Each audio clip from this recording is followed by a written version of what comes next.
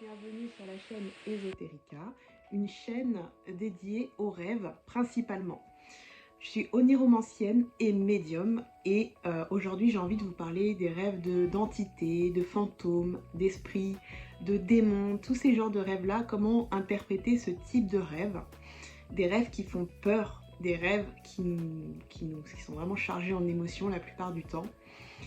Et j'ai beaucoup attendu avant de faire cette vidéo parce que mon cœur balançait, on va dire, entre l'existence d'entités réelles ou signification symbolique.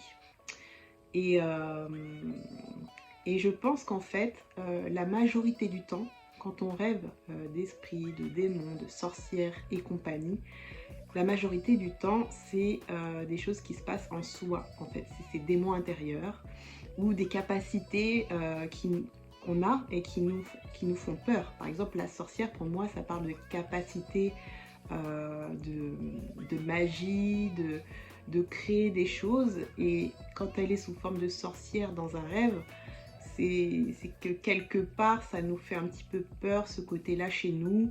Peut-être qu'il y a des croyances qui fait qu'on en a peur, enfin voilà. Je suis aussi beaucoup tombée sur des rêves avec des diables. Et en fait, le diable, symboliquement, ça représente nos défauts, nos excès, nos addictions, c'est notre diable intérieur en fait qui est représenté en rêve. Donc je pense que de toute façon, quand on fait ce type de rêve, il ne sert à rien d'avoir peur, de penser que c'est quelque chose de vraiment maléfique, mais plutôt d'oser regarder sa part d'ombre, ses défauts et essayer de travailler sur ses mauvais penchants en fait.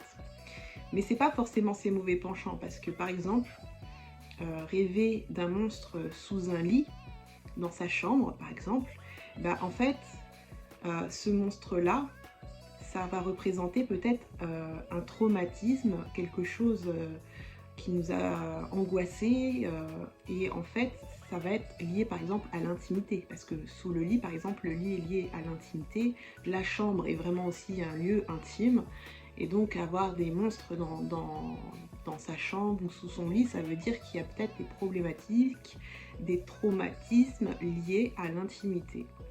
Peut-être tout simplement des blocages ou peut-être quelque chose de beaucoup plus grave. Tout va dépendre en fait de chacun, et c'est selon ce qu'on a vécu dans sa vie qu'on va pouvoir interpréter ce rêve-là. Donc les fantômes, les esprits dans les rêves, ça peut être des choses très très inconscientes, liées à son histoire, des choses qu'on n'a pas compris, des choses qu'on n'arrive pas à conscientiser, des choses, des secrets, ça peut être plein de choses. En tout cas, sous forme d'esprit dans un rêve, c'est qu'il y a quelque chose vraiment de très... c'est quelque chose qui vient de très loin, en fait. C'est quelque chose qui souvent vient du passé, parce que les fantômes sont liés au passé aussi. Donc c'est vrai que ce genre de rêve, il faut vraiment creuser, voir les lieux, voir ce qui se passe, voir l'émotion qui en découle, voir les personnes avec qui on est, parce que des fois il y a des esprits, mais il y a aussi des personnes vivant en rêve qui sont représentées, et voir si c'est pas lié avec eux aussi. Il y a aussi le fait de voir ces apparitions-là sont liées à nos croyances et nos peurs. Donc si c'est quelque chose de négatif, ça veut dire peut-être qu'il faut qu'on travaille sur nos peurs. Justement, ça nous invite à dépasser ça, dépasser nos peurs, je pense.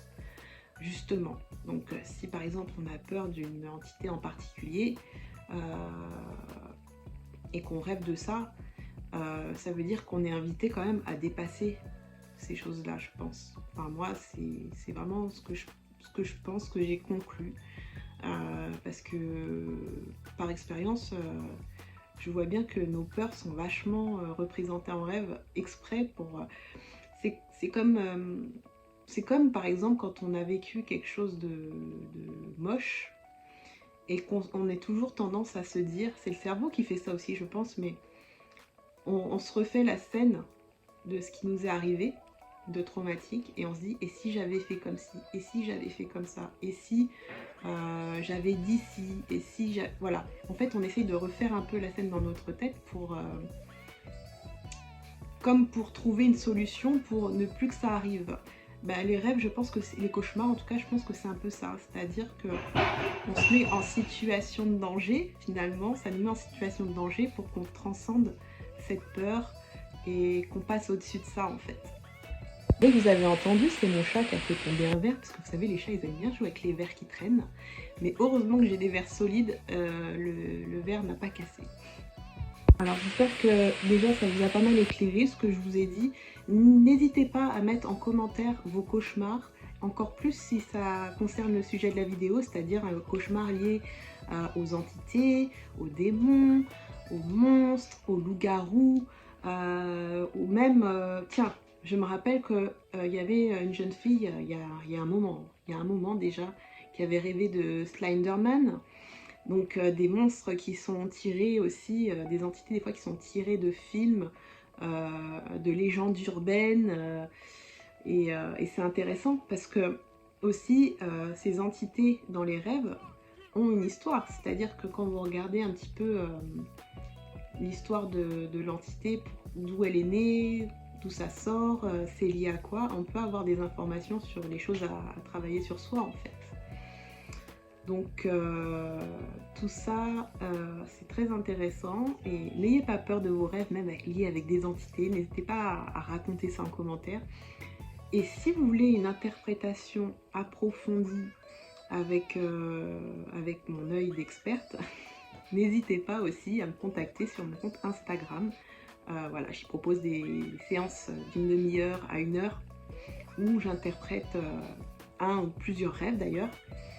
Et ça va vous permettre, ça va vous donner des clés de compréhension et plus, hein, parce que pour moi les rêves vraiment ça aide à comprendre beaucoup de choses sur soi, ça aide à évoluer, ça aide à comprendre